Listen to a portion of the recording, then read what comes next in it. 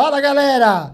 Estamos aqui, eu, Alex Dimitriades, no nosso Têxtil Inspira, buscando inspirar você, eu e meu parceiro Gerson Otto. Aí, Alex, prazer novamente, né? A gente abrir mais um episódio hoje com uma pessoa muito especial, né? Uma pessoa que de Ampere para o mundo, né? Ampere é uma cidade logo ali no Paraná, né? E que divisa com a Argentina, né? Divisa com a Argentina, toma aqueles vinhos gostosos, né? Nossa amiga Carla Vivian, prazer muito grande tê-la aqui conosco. Prazer é meu. Obrigada, Gerson, Alex, pelo convite. Espero poder inspirar um pouquinho aí a galera de casa. A Carla vai trazer toda uma experiência de conhecimento que ela tem no setor têxtil. E ela hoje acho que vai trazer um complemento para os nossos momentos anteriores, que vale você que ainda não viu. Volta lá desde o primeiro episódio, primeiro para conhecer a gente, depois para conhecer as mega trends e depois para chegar no episódio anterior que foi fantástico sobre o ponto da cadeia indústria. E hoje a gente vai falar com Carla Vivian sobre varejo. A mulher é uma sumidade, tem experiência de sobra nisso, né, Gerson? Ela navegou por todos os mares, né? Ela navegou pela indústria e navega pelo varejo. E hoje indústria também, novamente, né? Então, seja bem-vinda. Obrigada. Muito legal estar aqui, minha primeira vez, né, em podcast. Espero trazer um pouco da minha experiência. Não é tão grande assim, mas acho que dá para dividir uma história bacana aí com a galera. Carla, a gente sempre procura fazer o passado, o presente e o futuro aqui. Então, conta um pouco de como foi sua trajetória de vida, porque isso inspira as pessoas a verem de onde elas estavam para onde elas podem ir, né? Então, conta um pouquinho da tua história, com toda a liberdade, assim, Tá bom. e sem nervosismo, aqui a gente tá tudo bate-papo de café. Tá bom. Bem, minha história começa em Ampere, né, no Paraná, então divisa de Paraná, Santa Catarina, Argentina, naquele sudoeste do Paraná. É uma região com bastante indústrias, então tanto indústrias moveleiras como indústria têxtil. Mas a minha história começa com a minha mãe. Minha mãe era balconista e montou uma loja. E a minha mãe fazia esse trajeto, né, do Paraná, São Paulo, Brás, Bom Retiro, na época da Clodomiro Amazonas, fazendo compras para a loja dela lá em Ampere, chamava Boutique Roupas Novas. E aí eu, criança, muito nova, bem nova mesmo, todo mundo da família ajudava a minha mãe, porque a gente vinha de ônibus para São Paulo, fazia as compras e ajudava ela a fazer essas compras e carregar para a loja. Então, começou com a minha mãe, sendo uma empreendedora, corajosa, e aí quebrando, né? Porque daí, no meio de tanta crise nesse Brasil, minha mãe não conseguiu suportar manter essa loja por muitos anos. Ela teve mais de 20 anos a loja, mas ela acabou fechando a loja. Mas a minha história começa ali, vendo a minha mãe, entendendo... A minha mãe ia para São Paulo fazer as compras, até bacana de ver assim... Ela sabia exatamente o produto para vender para os clientes dela. Então, quando ela voltava para Ampere, tudo que ela tinha comprado de modinha já tinha vendido. E aí ela foi meio precursora, ela montava um desfile de modas. A gente era usado de cobaia no desfile, né? Então quase fui modelo. Olha só. Ela fazia um desfile de modas na discoteca da cidade para promover aquelas roupas que ela vinha para São Paulo comprar e vender na loja dela. Então, ou seja, ela usava a rede social da época. A rede social da época. A discoteca. Então acho que começa com a minha mãe, com essa inspiração, muito batalhadora, desde muito tempo. E meu pai tinha restaurante e tal. E aí entra a Carla, né, nessa história toda, porque eu com... Não posso falar 13, porque nessa época eu não podia, né? Mas fui registrada com 14 anos. Meu pai era amigo do dono dessa fábrica que eu trabalhei durante 11 anos. Era uma indústria de confecção, que era camisaria. Então, eles tinham indústria de camisaria e tinha uma indústria de calças, blazer, ternos, bem formal. Vendia para o mercado. E meu pai, eu com 14 anos, 13 anos, já tinha sido office girl na cidade e tal, lá numa empresa de contabilidade, me falou, pô, me dá emprego pra minha filha, né? Porque ela só me enche o saco aqui, me dá emprego pra minha filha. E aí era do lado do restaurante bar do meu pai. E aí eu comecei dobrando caixinha de camisa. Então eu ficava na parte da expedição, eu era responsável por fazer as dobras, na época ainda se vendia as camisas dentro das caixas. E foi onde eu comecei dentro da indústria têxtil. Então dobrando caixinha de camisa. E aí, dali, eu fui, né? Eu sou da época ainda... Eu vou fazer... Amanhã eu vou fazer... Amanhã não, que vai passar mais pra frente. Mas vou fazer 49 anos. Sou da época ainda do mapping, né? De Mesbla e aí grandes redes. E foi onde eu comecei nessa indústria, passando por vários departamentos. Então, aí saí da caixinha, fui atender telefone. Do telefone comecei a fazer algumas coisas de contrato, papelada, secretária do dono. E aí essa empresa é uma empresa muito grande, é uma empresa hoje mega conhecida no mercado, né? Eu nem sei se eu posso falar o nome, né? Pode. Mas claro. na época que eu trabalhei, comecei na Icone e ela era Crindes Industrial até hoje. Uma empresa fantástica, uma empresa muito estruturada, de muitos anos no mercado. Eu não sei quantos funcionários tem hoje, mas já bateu mais de 1.000 funcionários, com confecção verticalizada. No mesmo segmento ainda? No mesmo segmento. Porque eu acho que tem outras vertentes que eles fizeram. E aí eu fui passando, né? Daí saí daquela estrutura de administrativo, aí fui cuidar de PCP, aí comprar aviamentos, até atender a área comercial. Aí cuidei um pouco da área comercial junto com os representantes de São Paulo, era uma empresa que também tinha marca própria. E aí eu fazia esse atendimento para os magazines, ajudava nesse aporte, fazia preço de custo, vendia, ajudava a fazer a entrega, né, a acomodar dentro do PCP. Eu não era gerente industrial, nada, mas é aquela parte do comercial que briga com o gerente industrial, você tem que entregar, passa esse na frente, passa aquele outro. Até que eu me deparei em São Paulo, por esta empresa, eles tinham um escritório ali no Pacaembu, me lembro, perto ali da FAAP até hoje, era uma puta casa ali, me deparei com pouquíssima idade, porque pensa, com 20 anos de idade, eu já era mãe e estava em São Paulo tentando desbravar o mundo. E aí percebi que, na verdade, quando eu estava lá em Ampere, eu queria mais. E aí foi quando eu realmente falei, putz, não vai ser aqui que eu vou construir o meu futuro. Acho que ele me deu uma bagagem muito importante industrial até aqui. Mas eu queria mais, eu queria conhecer do varejo, eu queria conhecer das marcas. Quando eu visitava, eu me lembro, eu visitava com o representante de São Paulo, os clientes, né? Então, na época mesmo, a própria C&A, o próprio Mapping, várias empresas. E aí eles falavam muito das marcas, né? Inspiração, marcas europeias. E eu falava, poxa, cara, eu precisava conhecer isso, né? Tenho que conhecer esse precisava negócio, conhecer, né, esse mundo, porque uma coisa é você olhar na internet, outra coisa é quando você visita, entra nas lojas e Bom, vai. pode parar.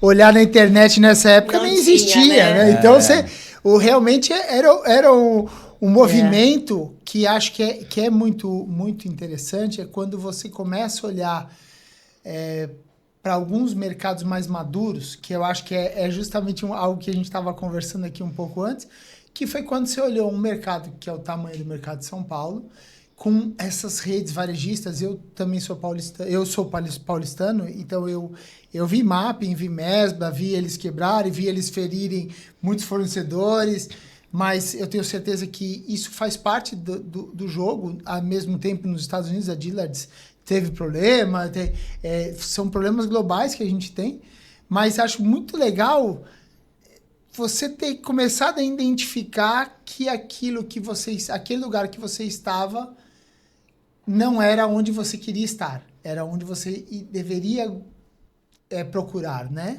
Eu acho que as pessoas curiosas, né? E então aquilo me aguçava, alguma coisa me tirava dali.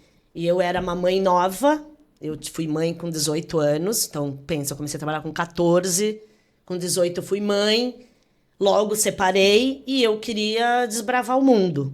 Então essa inquietude de aprender, de querer conhecer, que me levou, me lembro até hoje, eu estava lá em Ampere, na época eles tinham contratado um diretor que foi de marcas importantes, trabalhou no mercado, e ele foi para Vila Romana na época, trabalhar de diretor na Vila Romana. E aí eu me lembro que eu falei assim, cara, precisava arrumar um emprego, assim, em algum lugar para me desbravar, né? E aí ele que me indicou na Vila Romana, e eu realmente saí de Ampere com... Cara, eu lembro de um Corsa, peguei o Corsinha, botei minha filha, minha mãe atrás, eu nunca tinha dirigido 1.000 quilômetros, E eu vim para São Paulo para trabalhar na Vila Romana, lá na Anhanguera. Eu lembro aluguei um apartamento em Osasco. Nossa, nem hoje é tão diferente lá, Castelo, tudo. Aluguei um apartamento lá em Osasco, que era perto, né, da Anhanguera, onde é a Vila Romana até hoje. Sim. Não, acho que agora mudou. E aí foi meu primeiro emprego em São Paulo, analista comercial. Com uma filha de 4 anos, 4 e pouquinho, 4 anos. E eu falei, e agora, né? Estamos nesse mundão. Mas era aquilo que eu queria. Eu queria desbravar. Nem sabia o que eu ia encontrar.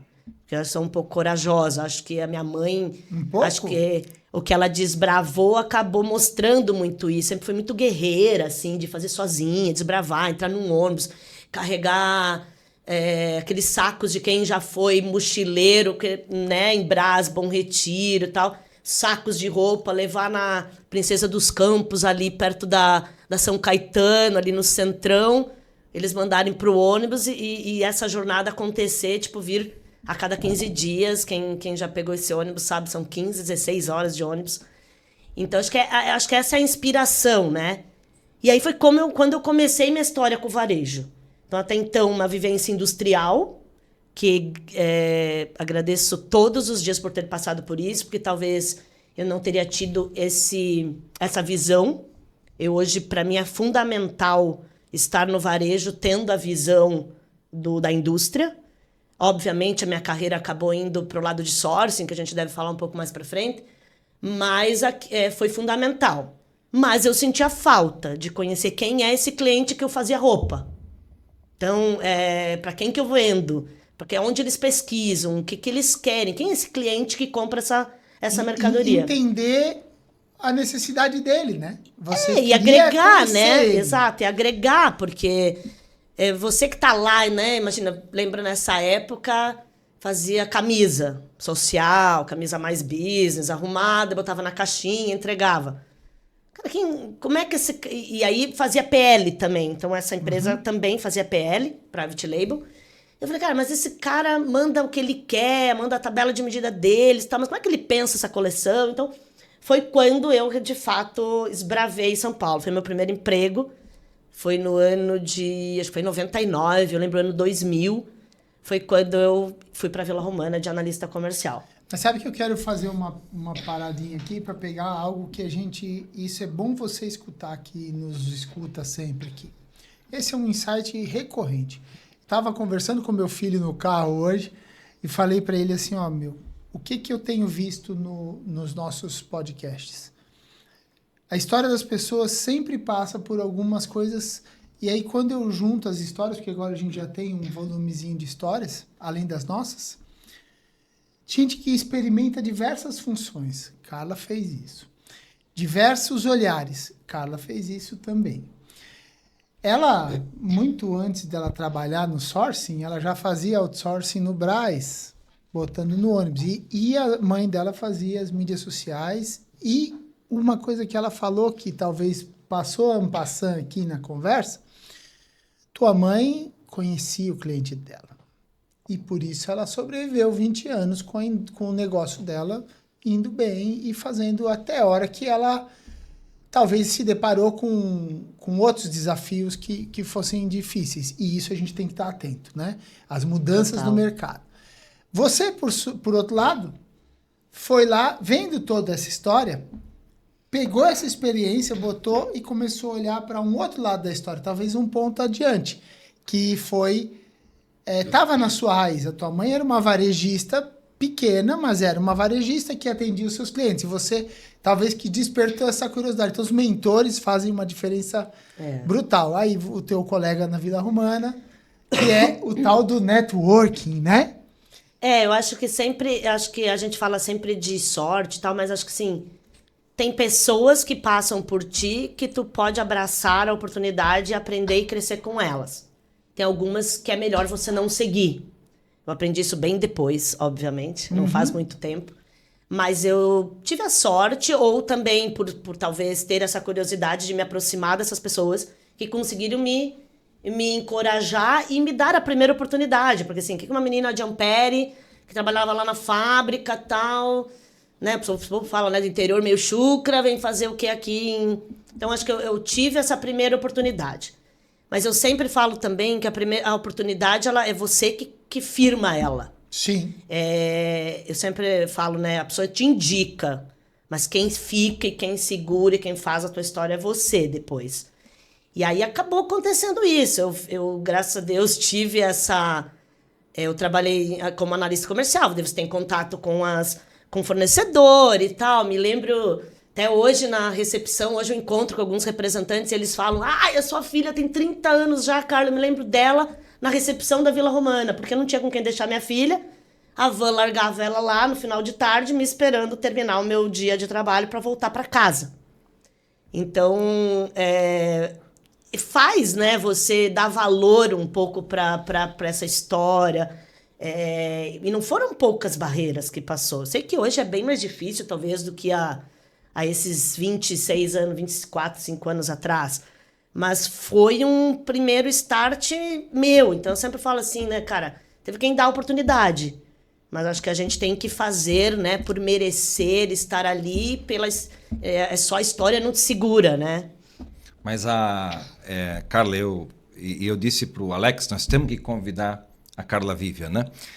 Porque tua história ela é linda, né? Ela nasce no processo do têxtil já praticamente dentro dela, com a mãe envolvida, né, no setor de moda. Ela entra para a Cringers, mandando também um abraço aí pro pessoal da Cringers, né, pro Leonardo, para toda a turma. São pessoas maravilhosas, né? Novas gerações também já estão dentro da empresa, evoluindo muito elas, né? Tem esse relacionamento com muitas pessoas e peraí, não, eu vou para frente, né? Eu vou seguir, eu vou avançar, não tem nada que me segure, né? E quase segurou, mas não segurou. Quase segurou. E aí você foi para Vila Romana. Só que aí lá eu já tive um primeiro, porque eu, assim, não venho de Ampere sem faculdade. Porque imagina, eu comecei a trabalhar muito nova, não queria ficar no bar do meu pai, que meu pai botava a gente lá ajudar no bar, servir bêbado e tal, porque é bar. E aí fui sem faculdade, né, para São Paulo. E aí tava muito difícil. Ficar em São Paulo sozinha, sem rede de apoio nenhuma. Chega uma hora que cansa.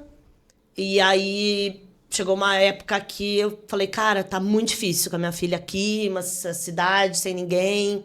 Não morava num lugar maravilhoso. E aí eu conhecia muito o pessoal da Renner. E na época eu falei assim, liguei pro um comprador lá que eu conhecia, da época da Cringers. Falei, cara, você não me arruma nenhum emprego aí, porque talvez Porto Alegre, né, mais porta da minha cultura, meu pai é gaúcho, talvez eles topam ficar um pouco junto comigo e coisa e tal. E aí, pô, Carla, é óbvio que sim. Me manda o seu currículo e eu não tinha faculdade. E aí foi o meu primeiro...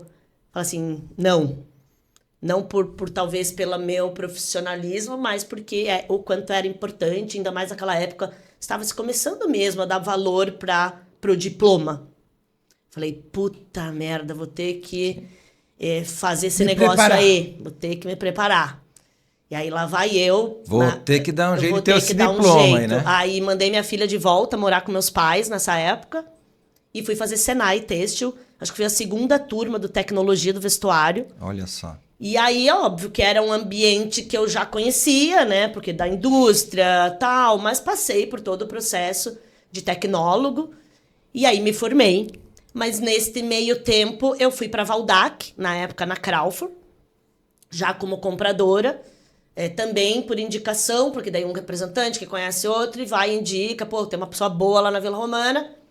As pessoas são muito, até hoje, né, o mercado é muito pequeno, então, cara, você vai fazer alguma merda, alguém vai saber, porque o mercado é muito pequeno. E aí fui para a Crawford, na época, para a marca só da Crawford, a Crawford Siberian, ser compradora de camisaria. Era toda a parte mais social, foi na época que a Crawford ainda era muito forte, né, de social. Sim. E aí fui. Já estava terminando quase, já estava cursando ainda o Senai, e fui para lá. Mais um desafio, porque daí eu dei um salto maior, né? Eu era uma analista que metia as caras em negociação, alguém via o que eu poderia fazer, me deixava fazer um pouco mais, e assim você vai pegando, e aí acabei indo como compradora. E aí que você começa, né, a entender sortimento, qual que é o plano de sortimento, quanto tem que pagar, a margem. Óbvio que eu já estava criando esse repertório. E aí fui construindo esse repertório nessas empresas que eu trabalhei. E aí, de lá, que eu posso falar que eu fui para a Renner mesmo. E aí, depois de alguns anos... Ou seja, você se preparou, capacitou o que faltava, não importa se... Exato. E você botou e foi lá parar na Renner. E aí, fui já como gerente de produto. Na época não tinha sourcing, assim. Nessa época, praticamente não tinha sourcing. E aí, fui como gerente já de produto. Então... Foi super bacana. Mas você foi para a Renner ou pro Renner? Porque os gaúchos eu fui dizem, na transição, eu né? vou pro Renner, né? E eu sou gaúcha, não sou gaúcha, sou paranaense, que fique claro, mas meu pai é gaúcho, minha mãe é gaúcha, então eu fui para lá. Foi muito bacana, porque aí sim era uma empresa... Eu fui bem na época do IPO da Renner. Então, eu peguei toda essa parte, eu já fui como gerente, então eu já cuidava de uma marca, na época eu cuidava na época do Request, do masculino, então cuidava de todo o negócio e tal. E foi muito bacana, porque eu sempre falo que a minha expertise industrial foi muito importante para a trajetória que eu construí. Porque a gente sempre tem o auto... Como é que a gente fala, flagelo. Né? Autoflagelo. A gente se fala, não sou tão boa e tal. E eu sempre fui assim. De falar, o cara conhece mais que eu. O cara fala inglês. O cara conhece a Europa. Pensa que até então nunca tinha ido para fora do país. Ali no Paraguai, né? Que eu era vizinho do Paraguai. Ele tava... Mas nunca tinha ido para fora do país. E eu sentia falta desse repertório. Não adianta, a gente sente falta, a gente se sente diferente quando você olha. Então, mas você não acha que isso, de repente, era uma autocobrança que faz parte do mindset empreendedor? Cara, eu me cobro pra caramba. Aliás, acho que a eu gente me cobro cobra, muito mais do que os outros me cobram. Acho que sim, acho que a gente tem que sempre estar evoluindo, mas acho que a gente também já depois de um tempo, aprendi tarde demais, que também a gente precisa se valorizar. Uhum. E nessa época eu era só a cobrança mesmo, porque eu sou mais burra, eu sou menos conhecida, bababá. Eu me lembro do Carlos Russen, que foi quem me deu a oportunidade na Vila Romana. Ele um dia me falou, eu falei, cara, eu me sinto muito burra. O cara fala das lojas, eu não conheço nada. Ele falou assim, você é uma das pessoas mais inteligentes que eu conheço, você tem pouco repertório ainda. Então, você está falando de um repertório que você não adquiriu ainda. Então, uma coisa que eu sempre falo, né, para o meu time. Já fala para aquela câmera. Uma coisa que eu sempre falo, né? Amplia o repertório, porque eu acho que ele que te traz esse conhecimento, vai te dar bagagem na hora de uma negociação, vai te dar bagagem na hora de você criar um produto. Então, para mim, fez muita diferença.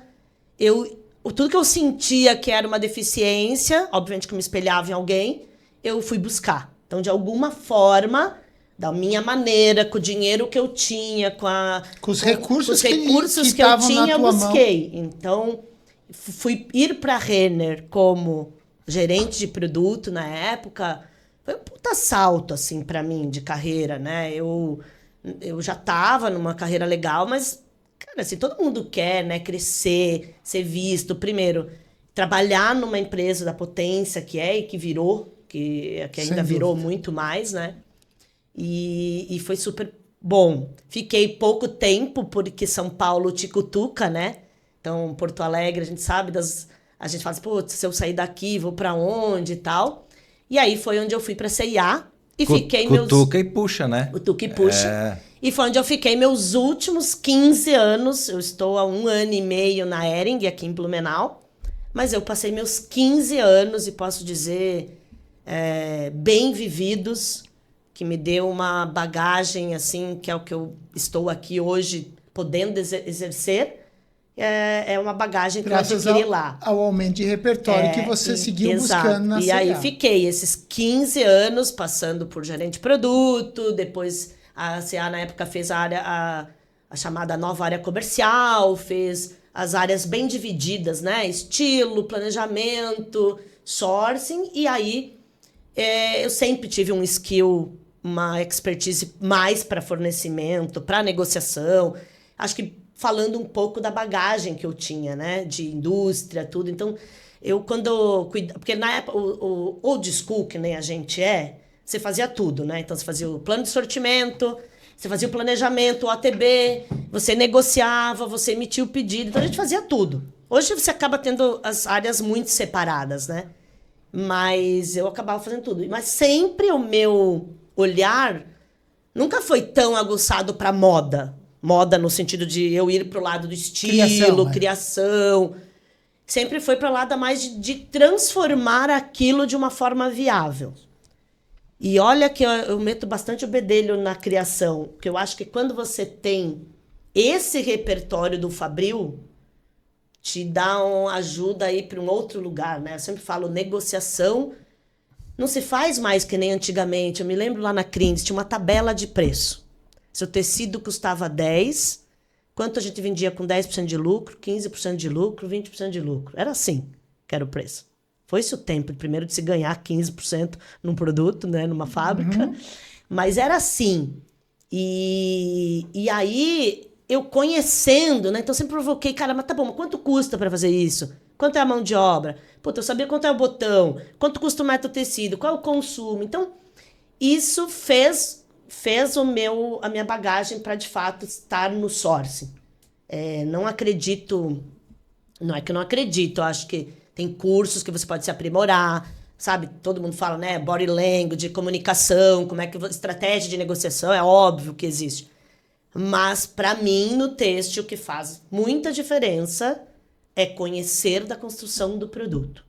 Se eu desenvolver um produto certo, no lugar certo, porque cada fornecedor tem uma expertise, a chance de tu chegar no preço que tu precisa, ela é bem maior.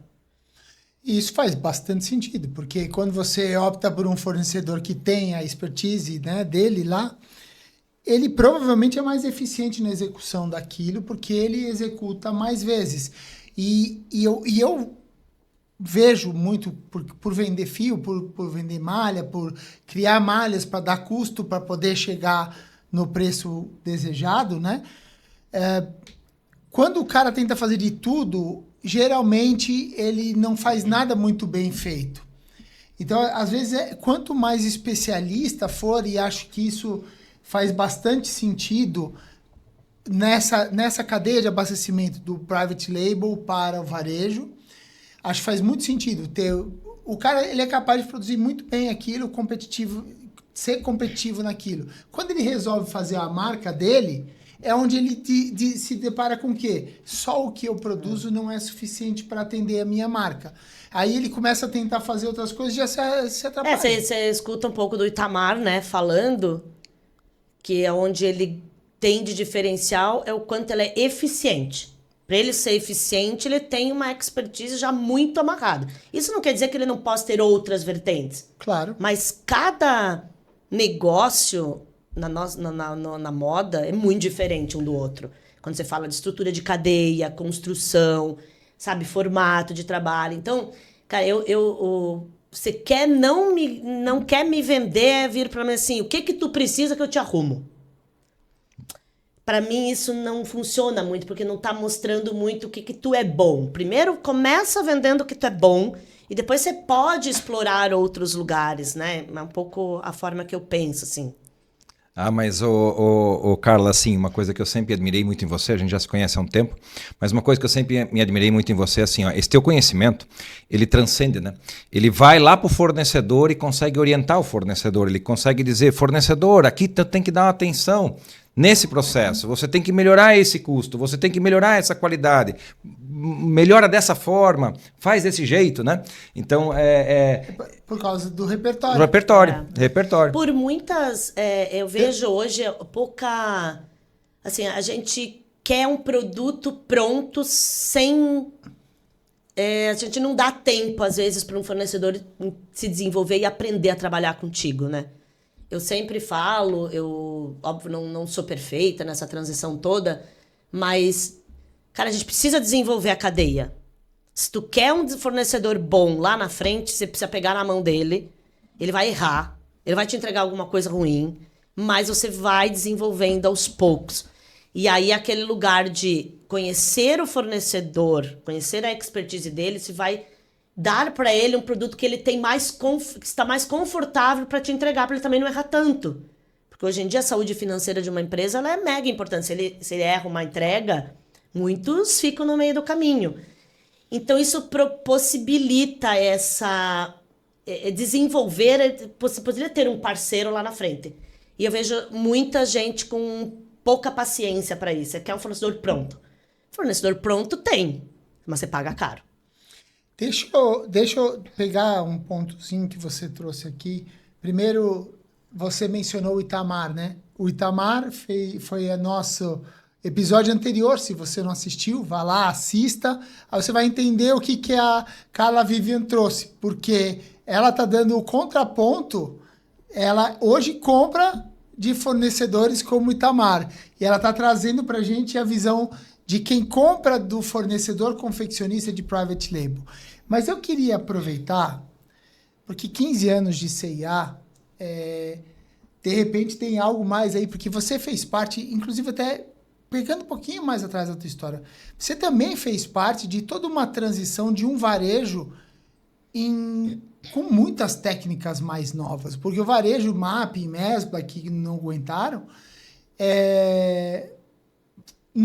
porque justamente toda essa modernidade, a Renner pivotou de todas as formas, a C&A Brasil pivotou de muitas maneiras diferentes aqui, né? Eu acho que eu acompanhei um pouquinho, posso dizer, a C&A é uma multinacional holandesa, ou seja, a C&A Brasil era muito diferente da C&A Holanda, pelo que eu escuto, né? Bem diferente. E isso são coisas interessantes. Se você puder contar um pouco mais de coisas que você viu acontecer nesse período, acho que é legal para quem entender um pouco das dores do varejo. Eu acho, assim, eu vou falar, já não estou mais lá, né? Então acho que eu consigo falar algumas coisas, obviamente não 100%, mas o que eu presenciei lá na C&A, que eu acho que tem de valor altíssimo, foi o protagonismo em compliance, que eles trouxeram muito forte para a cadeia. E isso lá atrás, então se a gente estiver falando aí de mais de 15 anos atrás, então quem estava preocupado, acho que todo o movimento de ABVTEX, acho que saiu muito dessas provocações do grupo. Então isso é inspirador, porque eu trabalhei num lugar onde eu consegui mudar o mindset de muitos fornecedores. Legal. Então, para mim, isso é coisa do passado. Fornecedor que ainda tem compliance por obrigação, ele está fora do jogo. Ele não entendeu ainda aonde ele tem que estar. Ele tem que ser mandatório, ele tem que ser uma coisa de mindset mesmo, de acreditar de valor. Então, isso tem que ser um valor da companhia. Legal. Lá atrás, o sustentabilidade se falava menos, né? Então agora você fala mais. Então também presenciei muitos movimentos super interessantes lá dentro. Então fiz parte desse movimento. Então como que comprar de uma cadeia que também me traz mais sustentabilidade, como promover esse assunto dentro da cadeia. Mas mais recente falando, e eu acho que conecta também de novo com o que o Itamar falou, o Itamar não mentiu nem um pouco, e eu participei desse movimento, quanto mais perto eu tomar a decisão da ponta do cliente, quando o cliente vai entrar na loja, mais assertivo a gente vai ser. Ou seja, o momento da compra e a assertividade isso quer dizer o quê? Coleção. Então, assim, desenvolver coleções, né, com 1 ano, 2 anos e tal, apostar, botar na frente, óbvio que isso acontece, mas tem que ser a menor escala.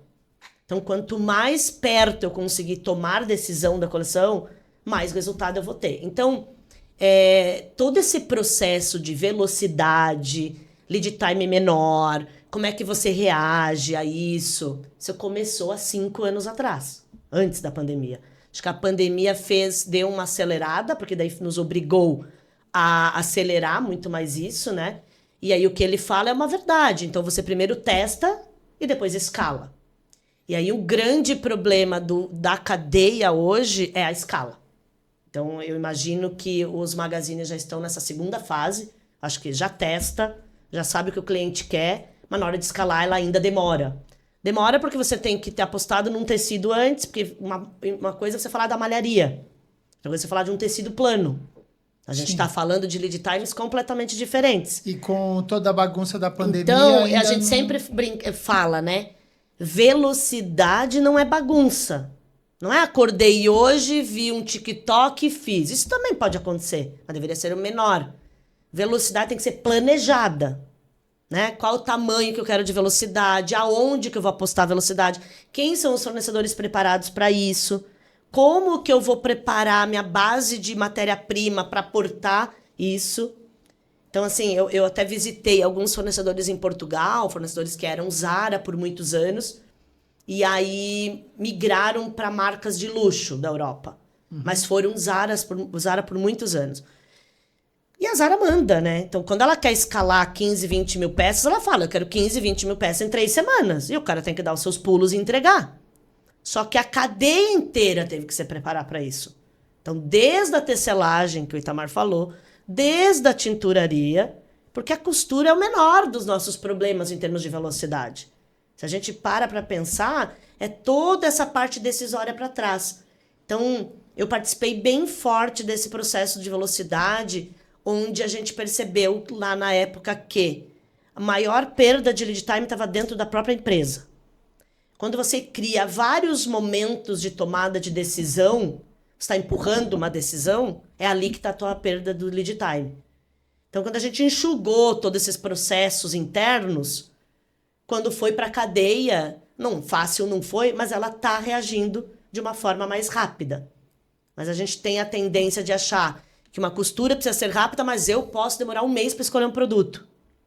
Então, acho que tem um pouco... Ou seja, teve uma meia-culpa do varejo de dizer, ó, eu também preciso ser ser rápido. Eu também preciso tomar a decisão rápida. Eu preciso legal. desenvolver um produto mais assertivo. Se eu quero desenvolver ele mais perto, eu não tenho tempo de errar. Não dá mais para ficar refazendo, porque daí você vai levar tempo. Fora que você trouxe 2 pontos mais para trás. Você falou sobre a questão da sustentabilidade financeira e falou sobre a questão de sustentabilidade. Então, a refação é um desperdício que é talvez o primeiro tema a ser combatido rapidamente para que a gente seja mais sustentável, mas principalmente a sustentabilidade financeira das empresas. E aí vem aquela questão de parceria realmente entre você, varejo, e o teu fornecedor. E todo mundo olhar, eu gostei de alguns pontos que por exemplo, assim, ó, o nego vê, assim, ó, a BVTEX traz algumas complicações? Traz. Mas traz um valor que quando você perceber este valor e aplicar este valor, você vai ter uma sociedade melhor. Ponto número 1. Segundo, você vai concorrer de uma maneira mais justa, porque você é obrigado a pagar os impostos direitos. Isso todo mundo é obrigado. Só não faz alguns, e a BVTEX ajuda a controlar isso. Por outro lado, você vai ter a questão de desenvolver essa cadeia mais rápida, que realmente tem aí muita ineficiência dentro das empresas, de todas, tanto de quem compra, como de quem produz, como de quem faz parte da cadeia. E a gente vai ter que criar soluções diferenciadas para poder realmente se aproximar do momento da compra do momento de desenvolvimento. Porque essa assertividade vai trazer sustentabilidade financeira, eficiência, todo um conjunto de engrenagens que se encaixam para te dar um resultado melhor. Eu vou acabar usando muito exemplo do Itamar, porque como ele esteve aqui, mas lembra que ele falou, né? Vou fazer 3 milhões de peça que as marcas vão querer comprar de mim. Sempre falo isso para o fornecedor. Se prepara para vender. Porque se tu for bom o suficiente, todo mundo vai querer comprar de você, menos para vender para mim. Então, por isso que eu digo, passou já. Gente, compliance não se fala mais disso, porque é obrigação. Sim. Sustentabilidade também, apesar de a gente ainda dar um monte de dribles na sustentabilidade, já é também, daqui a pouco, a geração tá olhando para esse assunto. Apesar do cliente não pagar 1 centavo a mais por você ter um produto mais sustentável, mas ele começa a olhar para dar valor para aquilo. Então, se tu tá bem, é que nem um profissional. Se eu me preparo, que nem o Itamar falou, tô no mercado. Agora, se eu quiser ficar lá dentro, só no mesmo lugar, pode ser que... Mas tem dois aspectos aqui que eu quero aproveitar, que eu acho que são importantes, mas eles são voltados a essa questão da sustentabilidade, do ESG, como está vindo à mesa, né? Que é algo que eu acho que ele é fundamental, né? A mudança de mindset, seja ela do empreendedor, do empresário, e seja ela do gestor, do profissional que está ali conectado, ela é importante. Vou conectar agora essa mudança de mindset com o ESG. Tem algum desperdício maior do que uma sobra ao final de uma coleção, para quem trabalha com moda? Né? Quer um prejuízo maior do que esse, seja ele financeiro ou então de sustentabilidade, né? Coleções sobrando, X%, Y%, percentuais enormes de sobra, né? Me disseram outro dia que 80% do que é vendido na remarcação no saldo.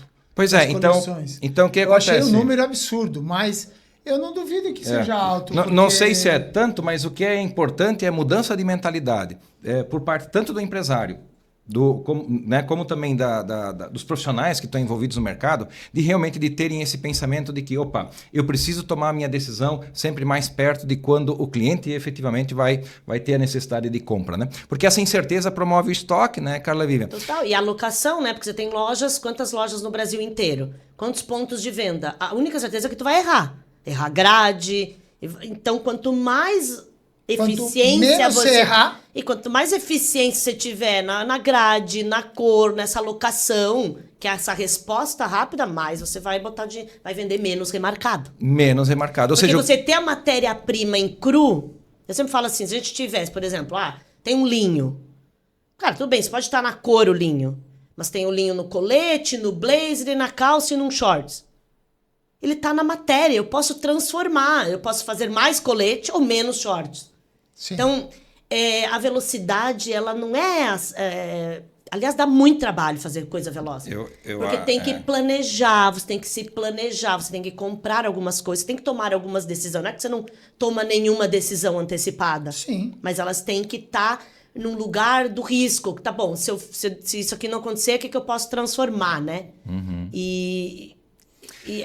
Eu queria só trazer um ponto que é só a oportunidade, né? A gente está falando aqui de sustentabilidade e a nossa cadeia, se aprender a ser sustentável, ela tem hoje a oportunidade. Lembra como você falou que você queria estar em tal lugar? A gente exporta muito pouco do que produz no Brasil. E a gente podia ser muito maior em confecção, inclusive se a gente passasse a exportar. A gente não é maior porque a gente nem precisa, porque o nosso mercado interno consome. Mas está aí a oportunidade, por exemplo, se a gente nos tornássemos um mercado eficiente e sustentável, o mercado europeu consumiria, o mercado americano consumiria do Brasil e a gente cresceria e ganharia o mundo. Esse é um ponto que é importante. Segundo, as nossas redes, e por exemplo, onde você está hoje, quando você fala de Hering, mas você está no ASA, o ASA é um conglomerado de marcas imenso, fantástico, que eu vejo hoje com a maior chance do Brasil chegar fora dele, uma rede varejista brasileira de roupa chegar fora. Até porque traz a experiência do mercado calçadista, que é extremamente profissionalizado, mais que... eu às vezes vejo um pouco mais que a confecção.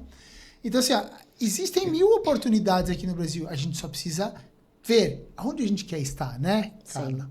Eu acho que eu acho assim, a parte da exportação, eu acho que tem um puta mercado, mas acho que a gente tem, infelizmente, no Brasil, que para um empreendedor é muito difícil, né? A gente tem uma volatilidade de dólar muito alta. Sim. Então, eu acho que cada um tem que encontrar, qual é o seu espaço, né? A gente tem muita marca nesse Brasil todo. Eu não sei qual é o número atual, mas quando você pega os principais negócios, marcas de Brasil, talvez Magazine, não dá 25%, 30%. Sim, é verdade. A gente tem um mercado imenso aí para explorar. Então, tem muita oportunidade de você crescer de outra forma, né? Sim. Quando você olha, eu fui de épocas, né? Seja na C&A, seja na Renner, em outros lugares, onde a importação representava mais de 50%. Qual é a dor de uma marca quando você importa muito? Que você decide antes, se tiver volatilidade de dólar, você está no risco, e se a tua venda formal, tu já tá com o negócio colocado. Aí o que acontece? Teu mix de sortimento vai para o espaço, porque você não importa todos os tipos de produto. Então, acho que falando um pouco de Magazine, acho que a evolução que eles vêm fazendo E aí, números divulgados, né, no relatório deles, não passa de 20% de importação. Ah, é porque a gente quer valorizar só o Brasil? Não, tem uma valorização do Brasil, mas tem a ver porque tem que comprar de onde é perto. Sim. Por que a Zara compra do Portugal? Por que ela compra da Turquia? Por que ela compra de lugares perto? É que a vantagem da Zara é que ela está mais próxima porque dos ela manda mercados de do Oriente caminhão. também, Então, assim, exatamente. ela óbvio que ela compra na Ásia, óbvio que ela compra na África, mas ela tem um braço interno e um braço na sua redondeza que é rápido, que é veloz. Então não é só porque é bonito, é porque aonde vai fazer rápido é aqui. Um navio demora 60 dias para chegar, praticamente. Se tudo der Entre certo. sair e chegar. 60 dias, o Itamar falou aqui que entrega em 45. Tem duas frases que eu acho que elas são impactantes, principalmente para o setor de moda, no meu ponto de vista, né? Uma delas é a seguinte: quem chega primeiro bebe água limpa. Então, chegar no momento certo, com uma coleção certa, no momento certo, no ponto de venda, então vai estar chegando e bebendo água limpa. E o segundo aspecto, ele diz o seguinte também, né? O cliente ele quer comprar pão fresco. Né? Então, numa padaria, quem que quer entrar numa padaria e comprar um pão envelhecido já, né? Então, o que é o pão envelhecido? É aquele processo de criar muito lá na frente, de produzir muito lá na frente, e quando chega na hora de vender, puxa, mas não é mais tendência, não é mais moda, não é mais o mercado. Então, essa transformação de quem chega primeiro bebe água limpa e todo mundo quer comer pão fresco e tem que ofertar, então agora esse pão fresco, né? Mas leva esse conceito para básico e não moda. É a mesma coisa, você vai comprar na grade errada, na cor errada. Então, você vai alocar de uma forma errada. Então, a gente também tem a tendência de olhar muito para tendência só. Acho que o share de um share de produtos novos não passa de 20% numa marca. Isso quer dizer o quê? Que 80% é de beber de produtos conhecidos. E às vezes a gente gasta 80% do tempo para desenvolver os novos e não gasta energia para melhorar aquele produto, entender aonde está, onde que eu vendo, grade por região. Gente, o Brasil... Cara, como é que acerta a modelagem no Brasil? Você vai fazer uma calça jeans. Norte, Nordeste, que é diferente de Porto Alegre do Sul, que é diferente de São Paulo, do Rio de Janeiro. Então, se a gente acho que tem um olhar da eficiência, ela não precisa ser só na moda. A eficiência, o dinheiro tá em lugares que a gente, às vezes, tem um desvio de atenção. Cara, qual a grade que eu compro, qual a cor, será que eu tô renovando a cor certa? Porque como é que você vai comprar a mesma camiseta todo ano? Também preciso te atrair com alguma coisa nova, mas você vai comprar aquela mesma, porque você vai renovar, você vai ter uma cor nova. Se você entrar na loja e não tiver teu tamanho, você vai no vizinho. Porque todo mundo vai ter o mesmo produto. Então, essa eficiência do varejo... básico, né? A eficiência do varejo é que nem uma eficiência numa indústria. A perda de uma tecelagem, a perda na tinturaria, a perda na segunda qualidade. Cara, quem olha para o custo aberto de um produto, que eu acabava olhando muito, a gente ficava negociando esses parâmetros. Quantas vezes eu falei assim, cara, por que tu tem uma perda de X%? Ah, mas é porque... Não, mas como é que faz? Como é que vamos na causa? Como é que tu melhora essa eficiência? É ali o dinheiro. Porque às vezes, como ele falou, o fio, você vai negociar um pouco mais, um pouco menos. A mão de obra você não vai ter muitos caminhos, porque a gente já sabe o quanto tá para esse mercado, então não tem muito que você tirar, senão você vai acabar matando o que tem. Então é na eficiência, que é o que ele falou. E aí a eficiência pode ser para o varejo, numa sobra de grade, numa sobra de cor, ou pode ser para uma indústria, numa eficiência de segunda qualidade. Na redução dela. Na redução, no melhor planejamento, no melhor que o Gerson é especialista. Às vezes você compra, né? A gente sempre fala, né? Você compra um fio. Eu lembro de participar de projeto lá na C&A de qualidade de fio. Porque a qualidade não melhorava do produto na malha. E a gente foi ver que o fio que estava se comprando não era de boa procedência. Às vezes você paga mais barato um fio e tu vai ter outras consequências depois. A questão às vezes não é nem procedência, né? Às vezes a questão é a adequação. Isso. Para o resultado que eu quero, o fio correto era aquele. Então, com a perda menor, porque pô, é muito bacana tu pegar esse ponto. E eu peguei uma outra fala que você disse, é o seguinte. Lembra que você disse da proximidade que você tem que ter com o teu fornecedor? Eu acho que você deu uma dica aqui que é fantástica. 80%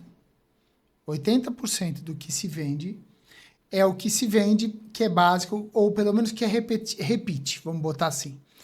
E a gente dedica 20% do tempo para olhar para isso.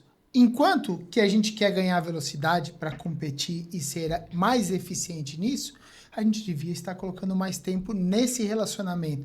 E ver de que maneira a gente consegue estreitar isso para ter...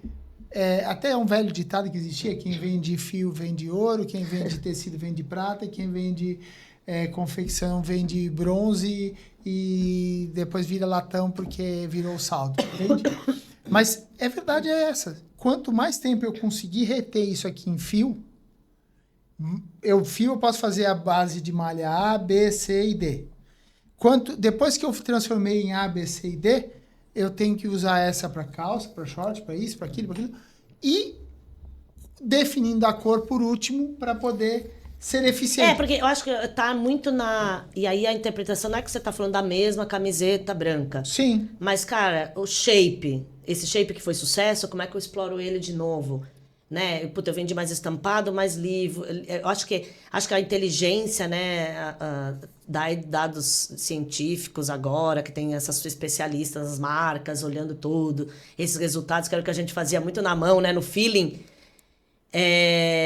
traz muito isso, né? Essa busca, hoje dá para você ter a real time todos esses dados, e você consegue entender, né? É muito assim, eu vou fazer um shape novo, eu não faço só um. Eu exploro ele em mais de um lugar para entender. Foi vender o shape ou vendeu a estampa? Vendeu a cor ou vendeu o shape? E aí traz muito essa coisa do explorar.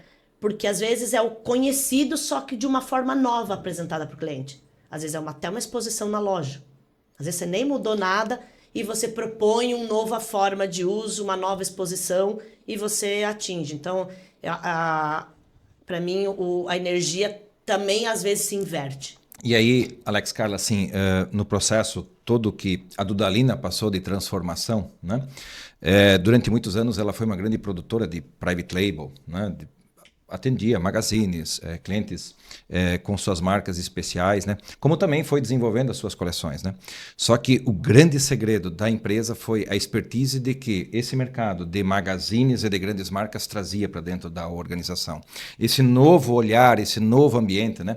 Poxa, agora nós vamos atender um cliente novo, né? Vamos atender a Zara. Poxa, mas a Zara tem que entregar em 1 semana, como é que faz? Tem que entregar em 2 semanas, como é que faz? E aí as provocações, elas acabam acontecendo dentro das organizações. Ou seja, o próprio mercado, agora, onde que eu quero chegar, o próprio mercado, ele acaba provocando, o cliente acaba provocando essa mudança na fábrica, né? Esse repensar novo. Quando o cliente ele traz esse aspecto, é importante. O que não pode ter na fábrica é a tal da mentalidade de dizer assim, não, mas isso aí só quer me incomodar, eu quero menos prazo ainda. Então, essa mentalidade empresarial, ela precisa mudar e de gestor precisa mudar. Lembra que a gente, quando falou de inteligência artificial, alguma das conversas, a gente falou que a gente tem que aprender a perguntar?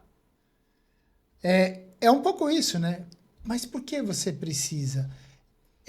Eu vi aqui uma coisa que é muito interessante. Eu atendo há muito tempo vendendo private label, inclusive para você.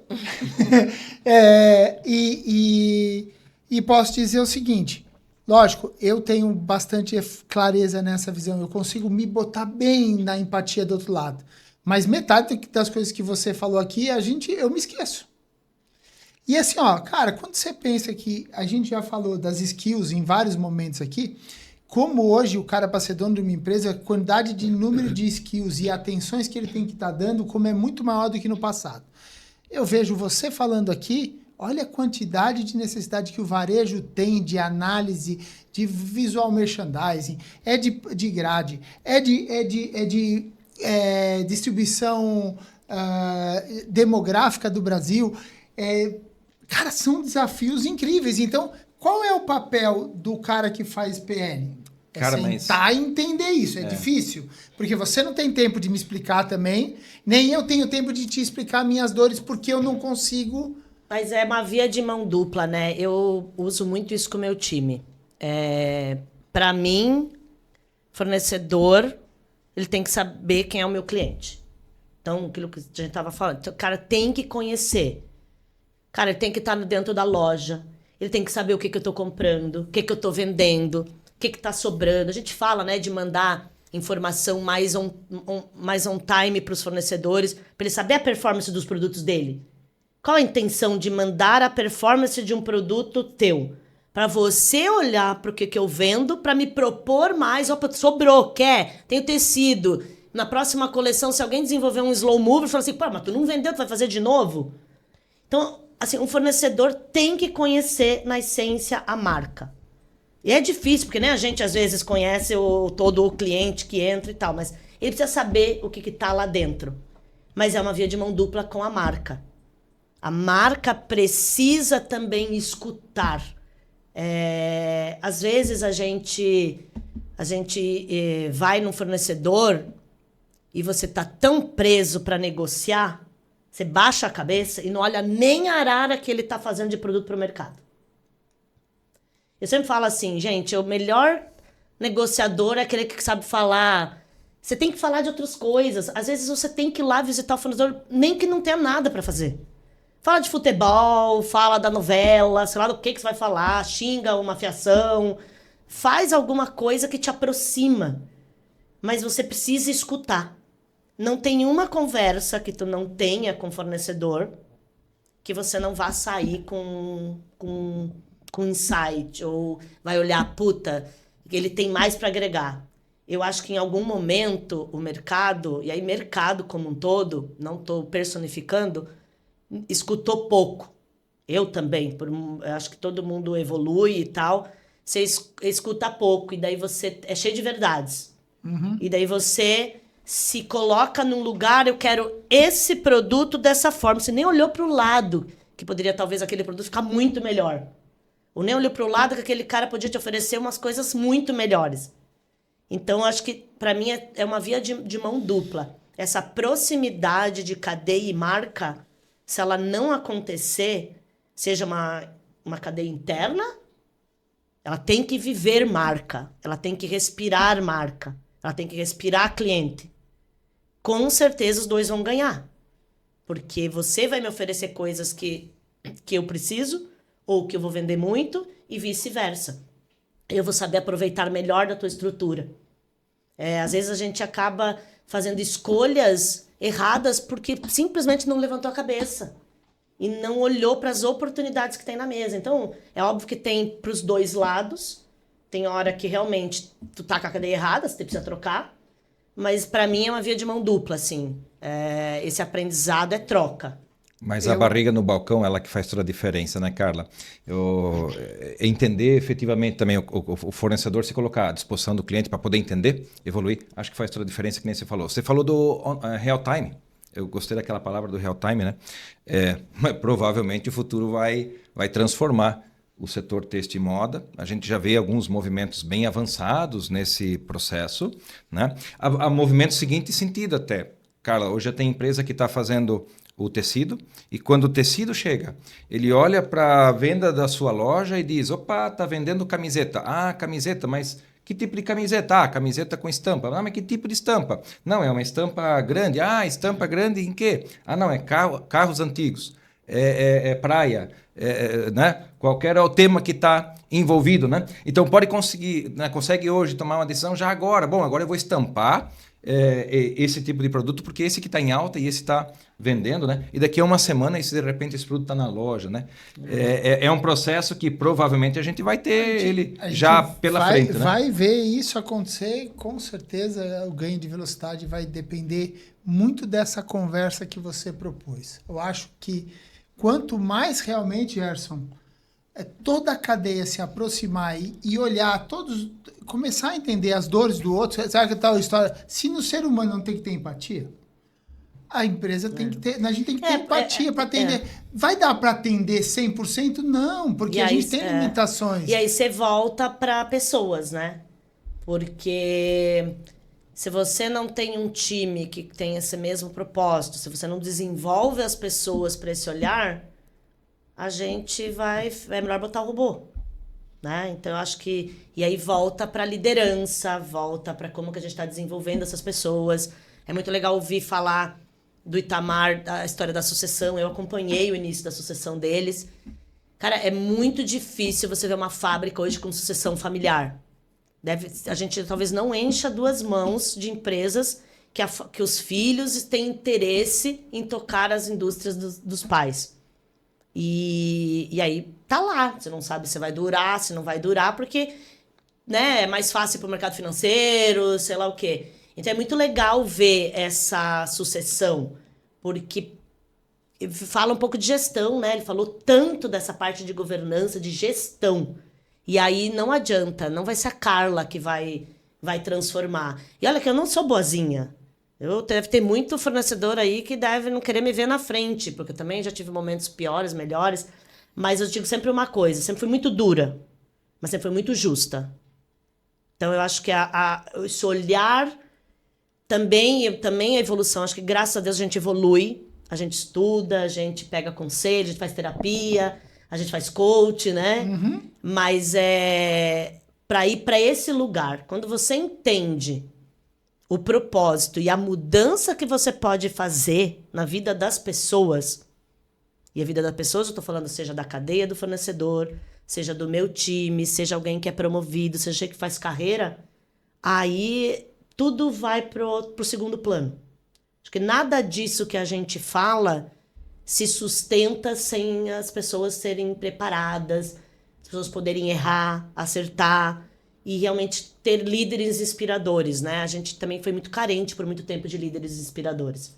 Eu não acho que eu inspiro tanta gente assim, mas quando eu percebi isso, e não faz muito tempo mesmo, mudou a minha forma de ver, mudou a minha forma de agir, de liderar, de gerenciar a cadeia, de também olhar com outro foco. Puta, na pandemia, a gente tem orgulho de muitas coisas que a gente fez para a cadeia.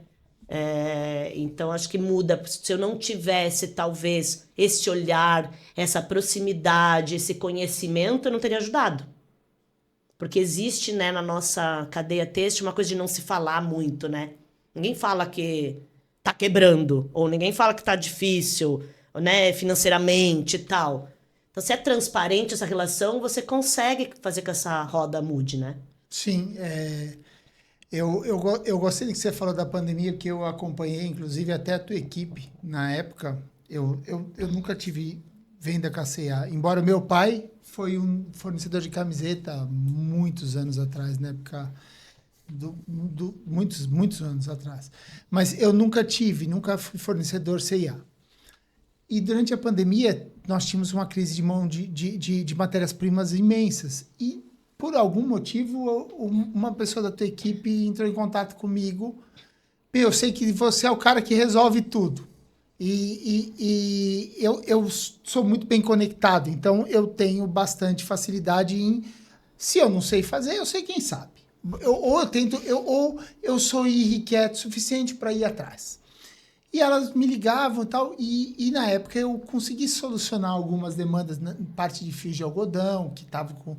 A gente sofreu muito na pandemia, e sofre até hoje, tá? Esse negócio de 60 dias ainda é fruto da pandemia. Antigamente a gente importava em 35 dias da China, hoje não chega nem a pau.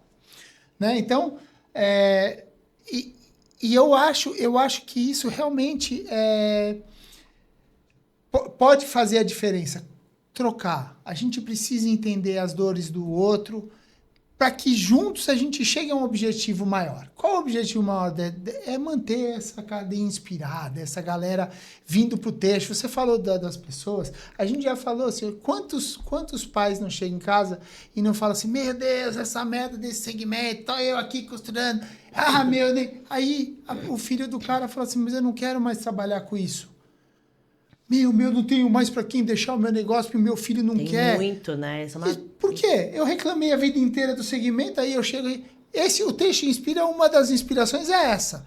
Gente, eu trabalho há 33 anos nesse negócio e gosto pra caramba. Tem desafio todo dia. A gente aprende, é tecnologia, é compliance. A gente tem tudo que qualquer outro mercado tem. A gente precisa querer ver isso aqui dar resultado. Eu não conheço nada que tirou mais gente da linha da pobreza do que o mercado têxtil no mundo. Então vem pra cá, fica com a gente no têxtil, né? Acho que até uma das conexões que eu tive com o Gerson, né? Eu nem me lembro como que a gente se conheceu, mas aí eu tava... Foi o Itamar. Foi o Itamar. Eu tava com um fornecedor, não vem ao caso citar, mas tava com um fornecedor novo que eu abri. Acabava, não tinha muita prática de fazer private label e tal. E tava sofrido, assim, mas... e aí o que eu falo do olhar? Tava sofrido demais. Qualquer um teria cortado aquele fornecedor. Aliás, muitos queriam que eu cortasse. Eu falei, cara, não tem algo ali por trás. Fui visitar, conhecer a estrutura, entender a história daquele fornecedor, como é que ele chegou até ali. E eu falei, cara, vou fazer dar certo, né? Ia falar um palavrão. E aí, não me lembro, a gente se conectou e eu falei assim, cara, é o seguinte, tu tá pra ser cortado amanhã. Tu vai ter que dar um jeito de arrumar essa tua fábrica, porque eu acredito muito. Eu acredito muito na fábrica, mas você vai ter que me ajudar. E aí, indiquei o Gerson para fazer um trabalho lá, né, de gestão. Ficou lá um bom tempo. Aí eu tava 2, 3 meses atrás, não me lembro, mais ou menos, recebi uma foto no celular. Esse fornecedor foi premiado. Meu! Como melhor entrega e qualidade ou velocidade, não me lembro. E eu falei, cara, como é bacana isso. E eu podia ter desistido. Se tu não conhece a história... óbvio que ele poderia procurar outra ajuda e tal, mas, cara, foi uma coisa muito... Cara, vai que eu te ajudo, vai, eu vou continuar te dando pedido aqui. Vai ser menos, vai ser sofrido, mas é aquela coisa do... Se você vê o potencial, não desistir. E o Gerson ajudou. E foi muito bacana. Eu recebi essa foto. Até hoje a gente ainda ajuda. Tem os trabalhos com eles. E, cara, o cara ganhou prêmio. O cara se vê cortado. Tipo assim, ninguém queria ver mais o Ou seja, cara. Da morte à vida Mas por com quê? glórias. E aí, por isso que eu falo que é dos dois lados. O cara, obviamente, como um bom empreendedor e como um propósito, e o propósito talvez por trás seja mais forte, inclusive, que é uma fábrica que está em sucessão, inclusive, com filhas trabalhando e tal. Falei, cara, eu quero deixar um negócio melhor para minhas filhas tocar. E aí faz acontecer. Porque você tá com um propósito, você tá com é menos só fazer para entregar para aquela marca. Cara, só fazer para entregar para aquela marca é tão chato, né? Porque não tem história por trás. Falta olhar o final, né? E aí eu acho que foi isso que ele levou. Porque talvez só por ele falou assim, eu vou voltar porque eu fazia antes. Esse povo chato aí de magazine. Mas não, o cara tinha um propósito. Cara, eu quero deixar uma empresa melhor para as minhas filhas tocarem. E aí foi onde entrou o Gerson e fez um puta trabalho lá.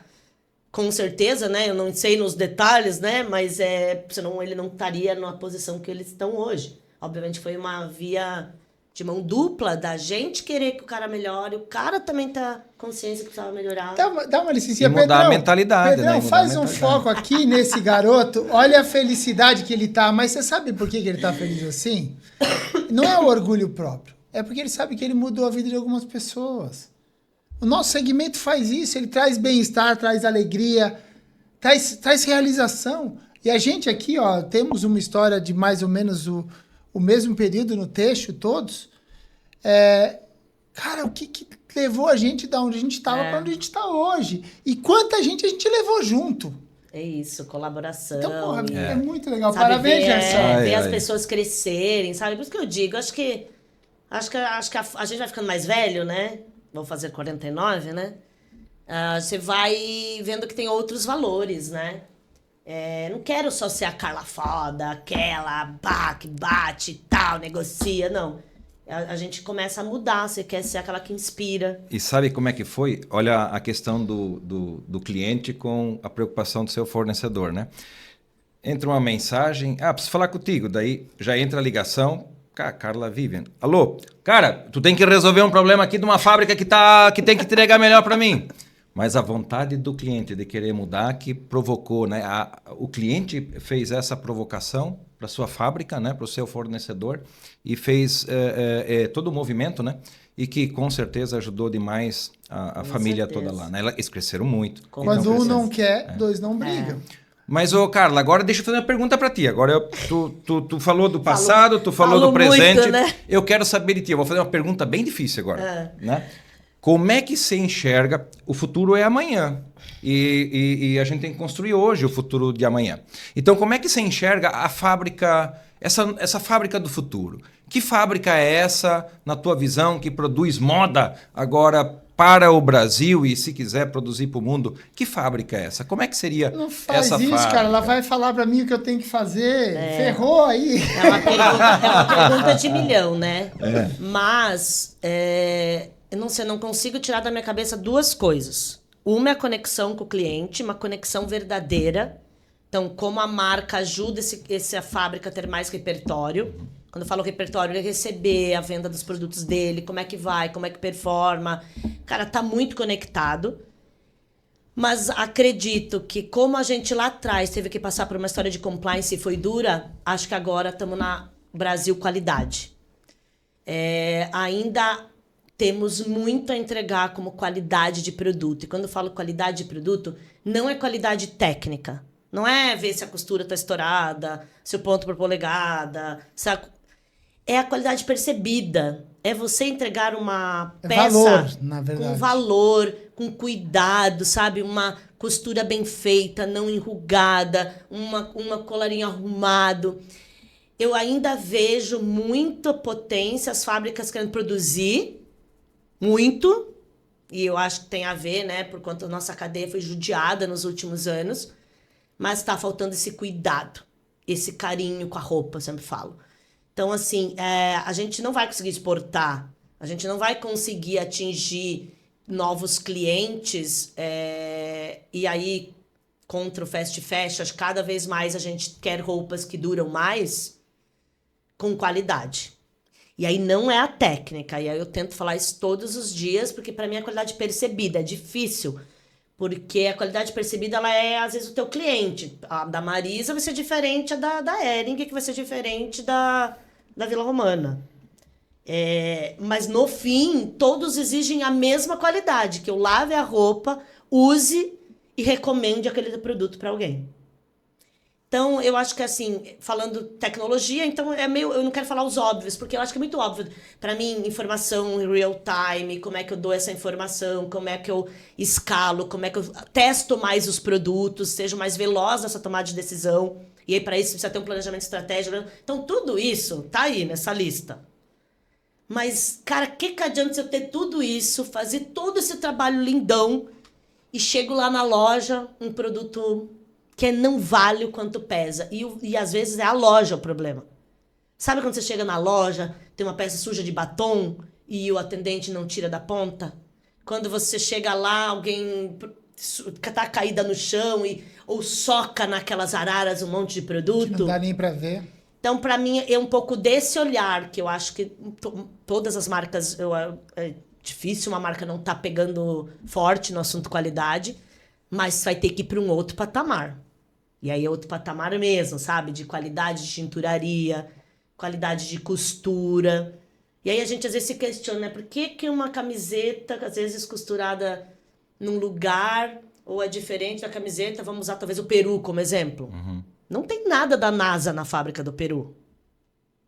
Mas ela é melhor costurada que a nossa. O produto beira a perfeição. Ela não é, então é uma conjunção disso para mim, que eu acho que além da tecnologia, não precisa nem falar. Para mim isso já é passado, né? Tecnologia, informação de dados, como é que você olha, porque o que eu falei da reposição, ela mais inteligente, porque ninguém quer ter estoque. Então, para eu não ter estoque, eu tenho que ter reatividade rápida para eu não fazer estoque. Eu posso ter estoque de malha cru. Para que eu vou ter no preto e no branco? Tudo bem que preto e branco é meio óbvio. Mas para que eu vou ter na cor? Posso ter o linho em cru? Posso ter... O que eu posso ter e aonde que eu vou arriscar? Porque no fim é moda, vou ter um pedaço que se arrisca. Então, para mim, esses... Tem algumas construções que te dificultam um pouco essa parte de deixar no cru. Por exemplo, tudo que vai elastizado, né? Mas vamos ter que pensar em como ser mais veloz. Exatamente. E eu vou te dizer que, trabalhando numa empresa desse segmento, a gente se preocupa muito em tentar fazer mais... Realmente, eu acho que você me deu até uma dica e ficou um insight para mim. Olha que legal esse nosso programa, né? A gente precisa conversar e estar mais próximo de vocês e vocês de nós. A gente tem que abrir e dizer, minha dor aqui, como é que eu posso tentar? Como é que a gente pode criar junto uma forma de chegar lá?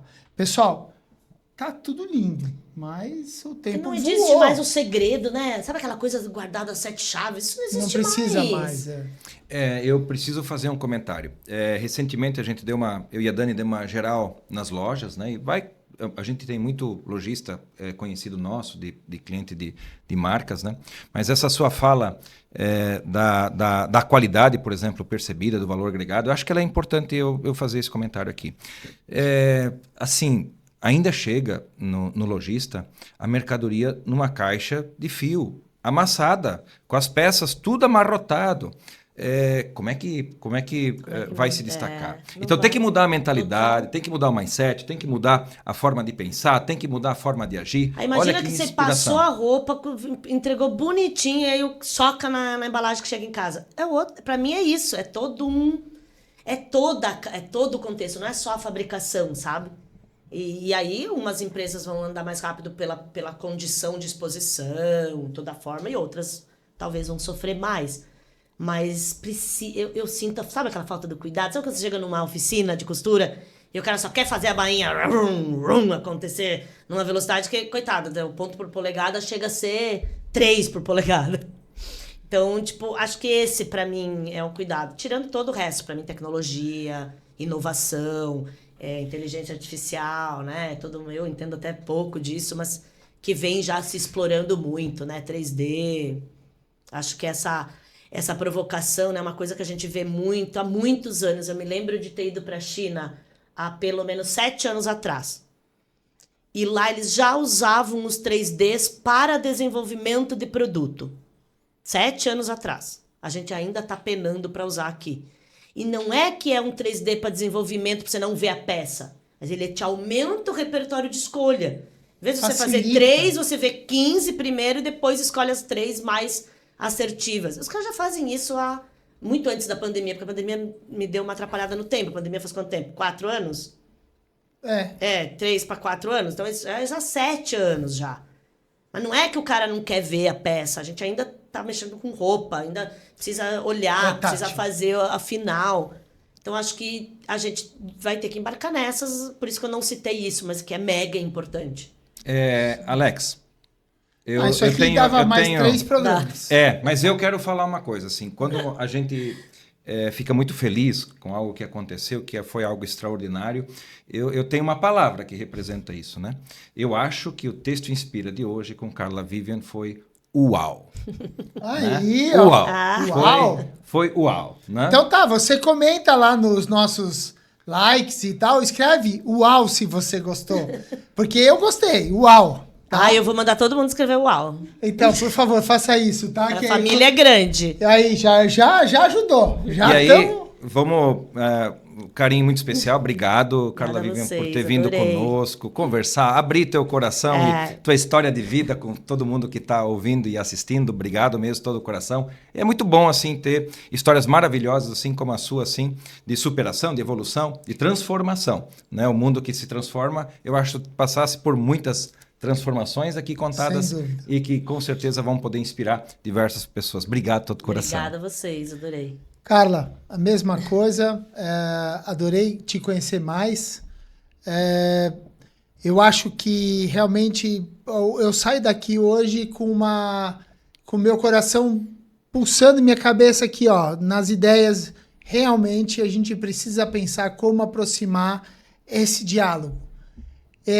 Se sempre se dizia que conversando que tudo se resolve, tá aí, ó. O que é ditado mais antigo que isso, né? Hoje você deu essa aula pra gente que a gente precisa conversar. E com isso, entender como a gente pode chegar juntos num novo patamar. Que quando você falou essa questão da qualidade, também me pegou o seguinte, a gente tem que elevar a régua. É outra forma que a gente tem de bloquear a competição. A gente tem que elevar a régua. Nós temos que entregar num padrão tão excepcional que o cliente nem pense em comprar de outro. Obrigado por ter vindo. Obrigado. Obrigada a vocês. Já convidando, se você gostou, encaminhe, né, Alex, para as pessoas que você gostou, né, para os amigos, profissionais e tudo mais, né? E já fique com o sininho ligado já para o próximo programa. Sim, exatamente. Ó, presta atenção a uma coisa, é para inspirar. Se eu te inspirei, se a Carla te inspirou, se o Gerson te inspirou, inspire os outros, passe essa mensagem adiante, convide as pessoas para nos seguirem. Se gostou, curta, compartilhe. Vem com a gente, Texto Inspira.